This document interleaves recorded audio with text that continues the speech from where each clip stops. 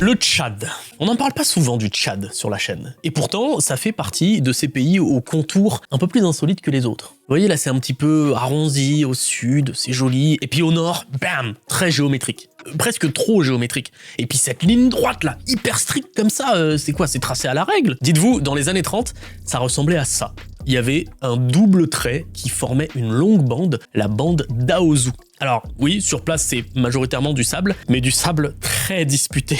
En 1935, la France, qui contrôle le Tchad, signe un accord avec l'Italie de Mussolini qui contrôle la Libye, qui est juste au-dessus. Objectif de la France, sceller une alliance entre les deux pays pour empêcher l'Italie de se rapprocher de l'Allemagne. Bon, les années qui ont suivi nous ont montré que ça n'a pas été très efficace. Et parmi les concessions, Paris a promis de lui céder ce couloir désertique. Sauf que le traité n'est jamais entré en vigueur et légalement, il vaut rien. Mais la Libye, lorsqu'elle est devenue indépendante, elle a pas oublié, hein, elle a dit « Les gars, ce coin-là, on nous l'a promis, et on le garde ». Et à partir de là, les tensions n'ont fait que monter jusque dans les années 70 où Kadhafi a fait occuper la bande militairement puis l'a officiellement annexée. Évidemment, le Tchad a protesté, les tensions ont continué à augmenter, ça a dégénéré et le conflit est devenu un affrontement direct entre les deux pays avec le soutien de la France pour le Tchad. Le tournant a lieu en 1997 avec la guerre des Toyota. C'est pas une vanne, c'est le vrai nom, parce que là-bas, tout le monde utilise des Toyota, et ça a été un événement décisif du conflit qui a conduit à la défaite de la Libye. En 94, c'est la Cour de justice qui tranche, la bande d'Aouzou appartient au Tchad. Et aujourd'hui, plus personne ne se bat, qui est plutôt rare, hein, quand on voit le nombre de territoires contestés dans le monde.